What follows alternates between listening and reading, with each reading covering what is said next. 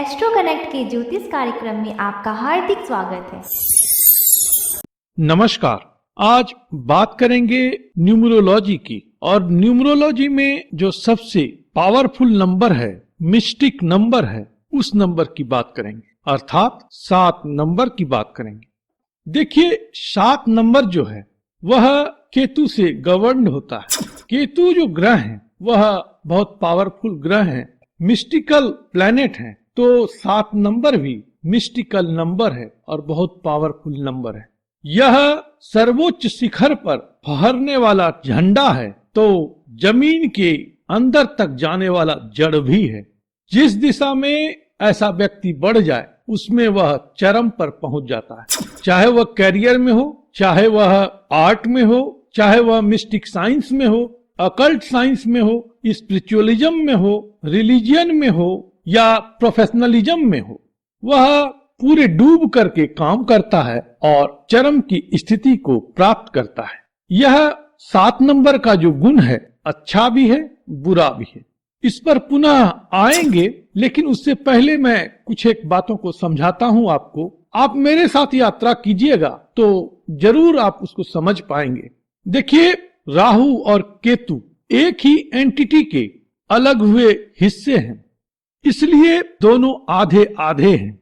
तो एक बोध इस बात से यह होता है कि इन दोनों ग्रहों से शासित जो व्यक्ति होते हैं, अर्थात 4 एवं 7 के अंक से रूल्ड व्यक्ति जो हैं, उसमें अपूर्णता का बोध होता है। अपूर्णता तो हरेक के अंदर है, कोई भी व्यक्ति पूर्ण नहीं है, लेकिन यहाँ पर अपूर्णता के बात को समझिएगा। इस पॉइंट को आप नोट करिए और आगे जो हम बात करेंगे उसके माध्यम से इसको समझिएगा। इसको समझना आपके लिए आवश्यक है, क्योंकि यही आप में एक यूनिकनेस ला रहा है।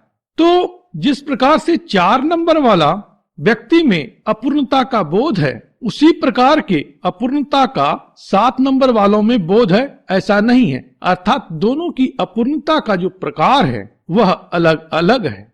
दोनों अंकों से शासित व्यक्ति की सोच और खोज एक जैसी नहीं होती, इसलिए इनके अंदर अपूर्णता के बोध के स्तर पर भी बड़ा अंतर होता है। 4 नंबर जहां प्रवृत्ति मार्ग का पथिक होता है, वहीं 7 नंबर वाला निवृत्ति मार्ग पर चलने वाला होता है। इसलिए 4 नंबर वाला व्यक्ति मेटेरियलिस्टिक वर्ल्ड में पूर्णता का भूखा होता है, लेकिन 7 नंबर वाला व्यक्ति स्पिरिचुअल वर्ल्ड में पूर्णता का प्यासा होता है।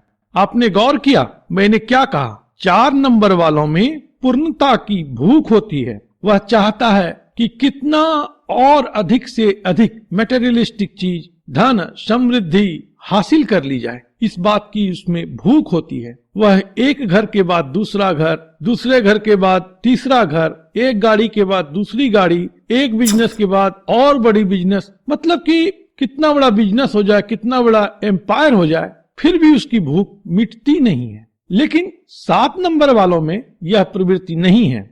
7 नंबर वालों में पूर्णता की प्यास होती है। अगर आप भूख और प्यास की तीव्रता के अंतर को समझते हैं तो आप 4 नंबर और 7 नंबर वाले व्यक्ति के पूर्णता की व्यग्रता को भी समझ पाएंगे। इसमें अंतर क्या है वह बेहतर रूप में आपको बोध होगा। सरलता के लिए मैं आपको बता दूं कि प्यास में भूख की तुलना में अधिक तीव्रता होती है। जब प्यास तीव्र होती है और व्यक्ति को पानी नहीं मिलने लगे तो एक समय के बाद वह विक्षिप्त होने लगता है, पागलपन आ जाता है।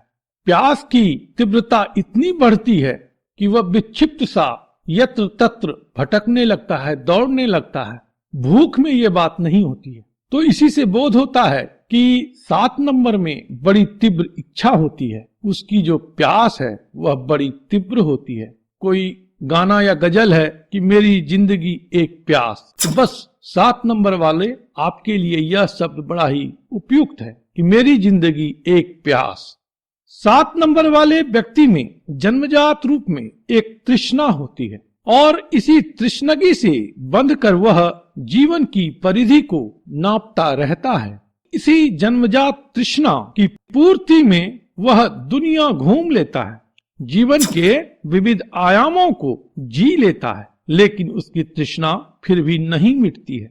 आपने भी सुना होगा कि जुस्तजू जिसकी थी उसको तो ना पाया हमने, इस बहाने से मगर देख ली दुनिया हमने। बिल्कुल सटीक बैठता है 7 नंबर वाले व्यक्ति पर कि उसकी जो हसरत है, उसकी जो जुस्तजू है, उसकी जो तृष्णा है, वह कुछ भी कर ले फिर भी अपूर्ण होता है। पूर्ण अगर हो पाता है तो वह आध्यात्मिक क्षेत्र में ही पूर्ण होता है। यहाँ पर वह शिखर पे भी पहुंच जाए फिर भी उसको तृप्ति नहीं मिलेगी, उसकी तृष्णा जगी रहेगी। यही है केतु, यही है 7 का अंक।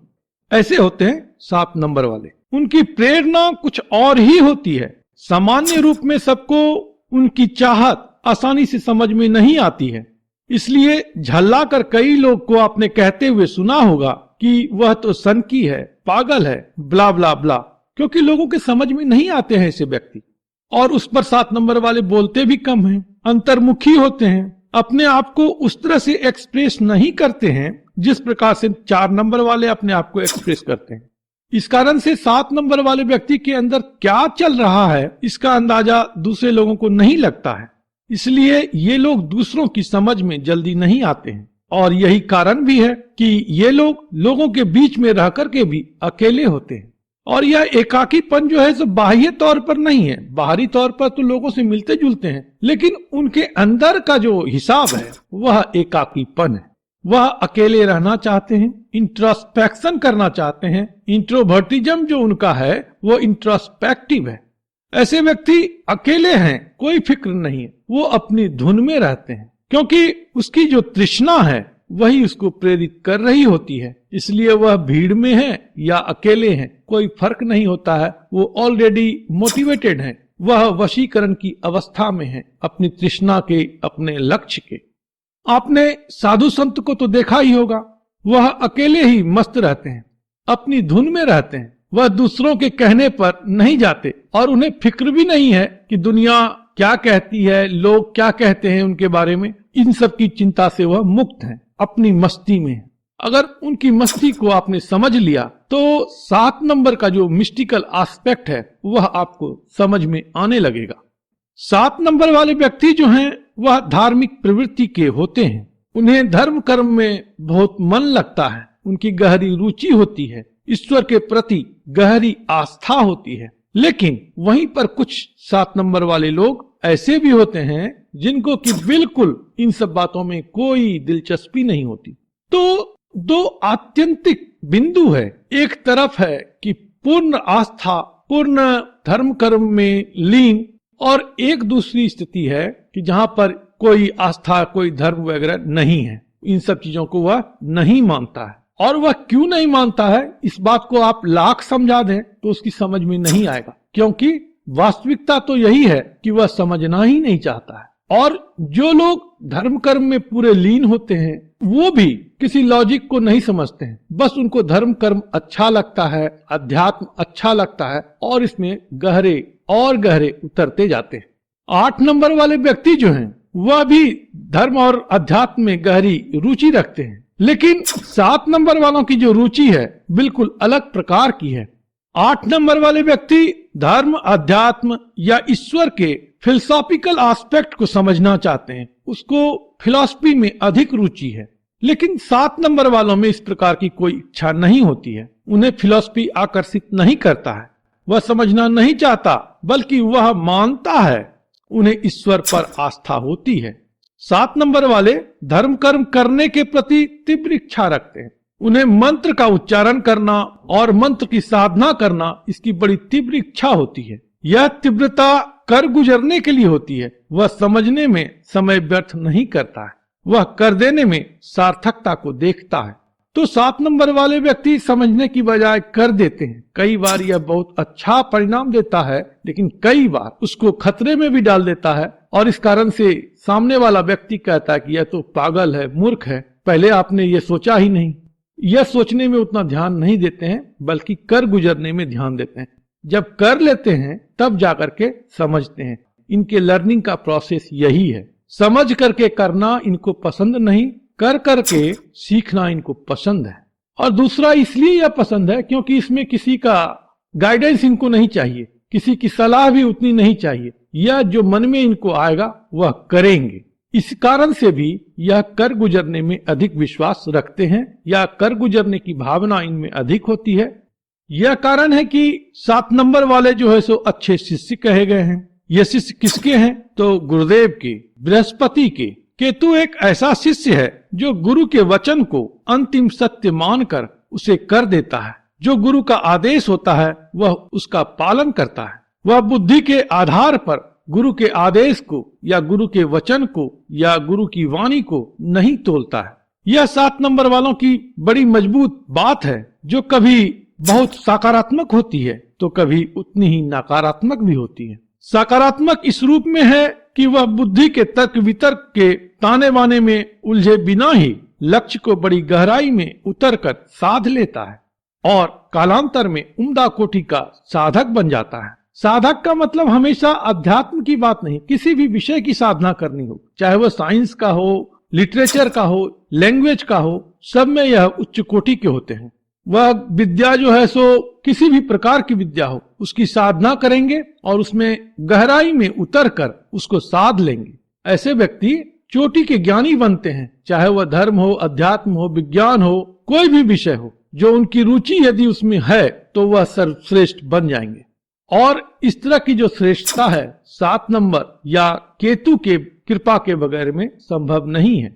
किसी भी काम में पागल होना या उसमें सिद्धहस्त हो जाना यह 7 नंबर वालों की फितरत है। इसलिए टॉप प्रोफेशनल जो हैं वह 7 नंबर वाले होते हैं। प्रोफेशनलिज्म का मतलब क्या हुआ? 100% जिसमें आप दे दें। एक जो अच्छा आध्यात्मिक व्यक्ति है वह टॉप का प्रोफेशनल है, क्योंकि वह 100% अपनी साधना में अपने इष्ट में लगा रहा है। उसी प्रकार से अगर आप किसी कर्म में हैं, किसी जॉब में हैं, किसी कैरियर में हैं, तो अगर आप वहां पे 100% दे रहे हैं तो आप टॉप के प्रोफेशनल हैं और आध्यात्मिक भी हैं। अध्यात्म का मतलब सिर्फ रामायण गीता पढ़ने से नहीं है, वह एक अवस्था है 100% देने की, उसमें टोटली मर्ज हो जाने की, एब्जॉर्ब हो जाने की। तो यह गुण 7 नंबर वाले में होता है।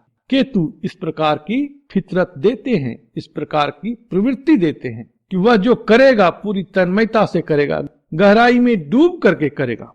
नकारात्मक रूप में यही बातें 7 नंबर वालों को कैसे प्रभावित कर सकती हैं या करती हैं, वह भी जान लें कि अगर ब्रेन वॉश करके इनके गुरु या आका यदि इन्हें गलत लक्ष्य के लिए प्रेरित कर दे तो वह व्यक्ति कशाब की भांति भी हो जाता है। तो यहाँ पर देखिए कि प्रेरित कौन कर रहा है, किस प्रकार से प्रेरित हो रहा है वो व्यक्ति, वह बहुत मायने वाली बात है, क्योंकि यह तो कर गुजरना जानता है, कर गुजरने की इसमें प्रवृत्ति है, यह सोचना समझना नहीं चाहता है। तो अगर आप प्रवृत्ति इसको अच्छे मार्ग पर कर दें, अच्छे लक्ष्य के लिए कर दें, तो उस लक्ष्य की प्राप्ति इनके लिए कोई बड़ी बात नहीं है। न थकेंगे न उबेंगे, उसको अचीव ही करेंगे, लेकिन गाइडेंस होना चाहिए पॉजिटिव।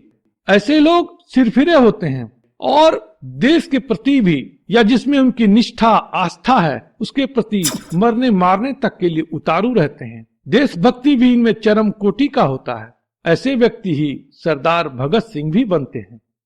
तो लक्ष्य के प्रति जो कमिटमेंट है वह नंबर 7 वालों में जबरदस्त होता है। हाँ, अच्छा बुरा का बहुत विभेद नहीं करते हैं, ऐसा नहीं कि कर नहीं पाते हैं, किसी प्रकार की क्षमता का इनमें कमी नहीं है, लेकिन वही है कि उनकी प्रवृत्ति उसमें उतनी नहीं होती है, उनका इंटरेस्ट उतना नहीं होता है, इसलिए कभी कभार या अक्सर जीवन में गलती या कर बैठते हैं।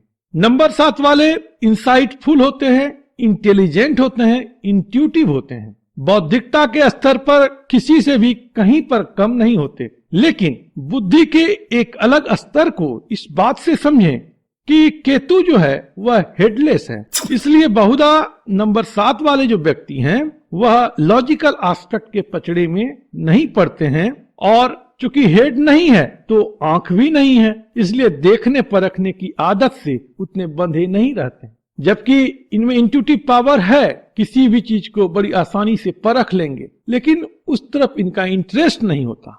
और आध्यात्मिक क्षेत्र में तो यह बातें बहुत अच्छी होती हैं, यह सर्वोपरि गुण है, लेकिन व्यवहारिक जगत में इनके इन गुणों का कई बार दूसरे लोग बुरी तरह से दोहन करते हैं, बुरी तरह से इसका उपयोग करते हैं, अर्थात दुरुपयोग करते हैं, और तब जाकर के 7 नंबर वालों का यही अच्छा गुण जो है वह सबसे बड़ा दोष बनकर के उभरता है। नंबर 7 वाले व्यक्ति का आध्यात्मिक पक्ष बहुत प्रबल है। इन पर दैवी कृपा होती है। दैवी कृपा से इन्हें ज्ञान की प्राप्ति होती है। ज्ञान जो है विजडम उसको बोलते हैं, नॉलेज नहीं। नॉलेज सुपरफिशियल है, विजडम जो है सो वह इंट्यूट होता है, वह उतरता है, उसका बोध होता है। तो विजडम फुल होते हैं ऐसे लोग।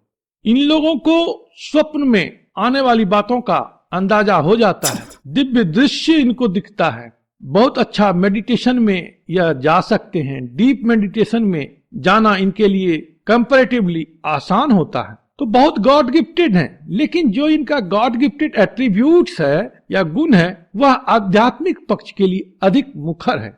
नंबर 7 वाले चूंकि गहराई में जाने की क्षमता रखते हैं, इसलिए किसी भी चीज में गहराई से जा करके उसका बहुत ही सटीक विश्लेषण करने की क्षमता इसमें अद्भुत होती है। रहस्यों को जानना इनका परम शौक है। ऑकल्ट सब्जेक्ट में डीप इंटरेस्ट होता है। रिसर्च में भी इनकी अच्छी दिलचस्पी होती है। सिंबलिज्म को डिकोड करना, सिंबल्स को बनाना या क्रिप्टिक लैंग्वेज को समझना, इन सब में इनकी दिलचस्पी होती है। कठिन जो लिपि है या लैंग्वेज है उनको समझना प्रबल केतु के प्रभाव से ही संभव है। यह जो कंप्यूटर का लैंग्वेज है या प्रोग्रामिंग है, चिप की प्रोग्रामिंग है, इन सब में नंबर 7 वाले एक्सपर्ट होते हैं। नंबर 7 वालों का रुझान जो है सो साइकोलॉजी में भी होता है। साइकेट्रिक सब्जेक्ट जो है उसमें भी यह आगे बढ़ते हैं, क्योंकि इनमें क्षमता होती है दूसरों के मन को गहराई से देख पाने की। जमीन के अंदर क्या है या किसी के बात के पीछे क्या रहस्य है, यह सब भी जानने की इच्छा इनमें होती है और क्षमता भी होती है। तो ऐसे लोग जासूस भी होते हैं, इन्वेस्टिगेटिंग अफसर होते हैं, अच्छे ज्योतिषी भी होते हैं। वह भी भविष्य में तलाश करने वाला होता है ना कि कब अच्छा समय है, क्या है। तो जो ज्योतिषी की एक खोज होती है या हीलर का जो एक इफेक्ट है, ये सभी 7 नंबर वाले के लिए आसान बात है। 7 नंबर से प्रभावित जो लोग होते हैं उनकी इसमें दिलचस्पी होती है और वह मिरेकुलस हीलर होते हैं, अच्छे एस्ट्रोलॉजर होते हैं, अच्छे रिसर्चर होते हैं। इतना ही नहीं, कला के क्षेत्र में भी उच्च कोटि के कलाकार होते हैं। अब देखिए कि इनका कला से क्या संबंध है। कला से इस प्रकार से संबंध है कि यह जो व्यक्ति है वह जिस किरदार को करेगा ना उसमें डूब करके करेगा, उसमें वह डूब जाएगा। लगेगा कि बिल्कुल वही वह व्यक्ति है जिसका होने का वह अभिनय कर रहा है। बहुत अभी तो याद नहीं आ रहा, लेकिन इरफान खान 7 नंबर से रूल्ड एक्टर थे, गजब के एक्टर थे। उनके आप इंटरव्यूज को देखें, उनमें जो गहराई है, उनमें जो एक रहस्य है, उनका जो एक बोलने का तरीका, इन सब को अगर समझेंगे तो बहुत कुछ बातें 7 नंबर के विषय में समझ में आएगी। तो ऐसा व्यक्ति प्रोफेशन में अगर प्रयास करे तो वह बड़ी ऊंचाई तक पहुंच सकता है। हालांकि चूंकि यह इंडिपेंडेंट मूड के होते हैं, इसलिए अवरोधों से भरा इनका जीवन होता है। यह किसी की बात को मानना नहीं चाहते हैं, अपने ही तरीके से चलना चाहते हैं। इस कारण से फुल ऑफ हिंड्रेंस है इनके लाइफ में, इस बात से इनकार नहीं किया जा सकता। लेकिन अगर यह किसी चीज को ठान ले और स्व प्रेरणा जो है वह सकारात्मक हो तो यह व्यक्ति निश्चित रूपेण उच्चतम शिखर पर पहुंचता है। नंबर 7 वाले में बहुत विशेष प्रकार की बातें होती हैं, लेकिन कमी भी है। और इस कारण से होता क्या है कि प्रेम प्यार के मामले में इन्हें उस प्रकार की सफलता नहीं मिलती है। ऐसे लोग प्यार तो शिद्दत से करते हैं, पर अगला व्यक्ति इनके प्यार की कद्र नहीं करता है, रेदर धोखा दे देते हैं या ठग भी लेते हैं। वैवाहिक जीवन में भी नंबर 7 वालों को कोई खास सफलता नहीं मिलती है। कालांतर में मैरिटल लाइफ जो है वह विवादित हो जाता है और संतोषजनक रहता है और डाइवोर्स भी होता है। अधिकांश नंबर 7 वालों का वैवाहिक जीवन खराब ही होता है। एक्चुअली होता क्या है कि नंबर 7 वाले लोग अंतर्मुखी हैं और अगर इनमें कॉन्फिडेंस कम है तब तो और भी कम बोलते हैं, और जिनमें कॉन्फिडेंस अधिक होता है तो वो बहुत बोलने लगते हैं, वाचाल हो जाते हैं। और घी का जो काम करता है इस आग में वह है उसका क्रोध। क्रोधी भी बहुत जबरदस्त के होते हैं, अचानक इनका क्रोध बढ़ जाता है। तो इस कारण से प्रेम संबंध में जो मधुरता होनी चाहिए या वैवाहिक जीवन में जो मधुरता रहनी चाहिए वह रह नहीं पाती है। और कुछ केसेस में यह भी देखने में आता है कि जीवन साथी इनके मनोनुकूल नहीं होते हैं। इस कारण से भी वैवाहिक जीवन में असंतोष और रंज रहता है। नंबर 7 वालों के विषय में कहा जाता है कि ये फॉलोअर होते हैं। फॉलोअर अवश्य होते हैं, लेकिन वह सिर्फ उसी के फॉलोअर होते हैं जिस पर उनकी आस्था होती है, जिन पर उनका विश्वास होता है। हालांकि जिस पर ये विश्वास करते हैं वही उनको ठगता भी है, वही उनको धोखा भी देता है। लेकिन गुरु ऐसा नहीं करते हैं। जिस पर यह विश्वास करते हैं, अगर वह सदगुरु हैं तो वह ब्लाइंडली उनको फॉलो करते हैं। वहां पर फिर यह रैशनल तरीके से या लॉजिकल तरीके से बिल्कुल नहीं सोचते हैं। लेकिन इसका मतलब यह नहीं है कि हर एक व्यक्ति को यह फॉलो जो करेगा आंख मूंद करके करेगा, ऐसा बिल्कुल नहीं है। यह आदमी हाईली इंट्यूटिव होता है, इंटेलिजेंट होता है, बहुत आसानी से परख लेता है कि कौन इसे धोखा दे सकता है, कौन इसकी सराहना कर सकता है। मैरिटल लाइफ में भी ये बातें इनको समझ में आती हैं, लेकिन इमोशनल इश्यूज कई प्रकार के हैं या इमोशनल एस्पेक्ट हैं, इसलिए कुछ बातों को इग्नोर करते हुए चलते तो हैं, लेकिन लंबी यात्रा नहीं होती है मैरिटल लाइफ में। 10 केस को आप उठा के देख ले तो 6, 7, 8 में आपको प्रॉब्लमेटिक कंडीशन दिख ही जाएगा। नंबर 7 वालों में एक बड़ी और खास बात है, इनमें चुंबकीय शक्ति भी होती है, अट्रैक्शन पावर भी होता है और लोग इनसे आकर्षित भी होते हैं, लेकिन फिर भी वैवाहिक जीवन जो है सो क्लेश युक्त होता है। यह बड़ा ही एक कॉन्ट्राडिक्टरी एस्पेक्ट है कि इनका जो मैग्नेटिज्म है वह वैवाहिक क्षेत्र में काम नहीं करता है। कारण भी जाहिर है कि विवाह, वैवाहिक सुख, प्रेम, ये सब शुक्र की बातें हैं। शुक्र जो है सो भोगवादी है, वह इस संसार में बांधता है, और केतु जो है सो मोक्ष कारक है, यह संसार के बंधन को मानना नहीं चाहता है। इसलिए चाहे कारण कुछ हो, वह शुक्र संबंधित बातों में आनंद कम पाता है और जीवन में कई बार उसको कड़वा घूंट भी पीना पड़ता है। फिर भी अपने अथक प्रयास से स्वयं को अपने लक्षित क्षेत्र में स्थापित कर लेता है। हालांकि यह बात अलग है कि इनको तृप्ति का बोध नहीं होता, कुछ न कुछ कमी अब भी महसूस ये करते हैं। वही तृष्णा वाली बात है कि तृष्णा इनकी कभी मिटती नहीं है। यह एक सेंटेंस में जान लें कि नंबर 7 से जो रूल्ड व्यक्ति हैं या केतु से जो शासित व्यक्ति हैं, केतु प्रधान जो व्यक्ति हैं, उनमें जो तृष्णा होती है वह जीवन पर्यंत रहती है, वह मिटती नहीं है। उसके लिए कोई सदगुरु ही उसको बता सकता है, दिखा सकता है कि यह तुम्हारी तृष्णा है, यह करो तो यह तृष्णागी तुम्हारी मिटेगी। तो आध्यात्मिक रूप में ही इसको प्रवृत्त होना इसकी पूर्णता को प्रदान करने वाला रहेगा। 1-2 बातें और बताता हूं, हालांकि पूरी बात नहीं हो पाएगी क्योंकि वीडियो बड़ा हो चुका है। यही बात है कि केतु, जैसे मैं कह रहा हूं कि अपूर्णता है इसमें, तो यह वीडियो भी अपूर्ण रह ही जाएगा।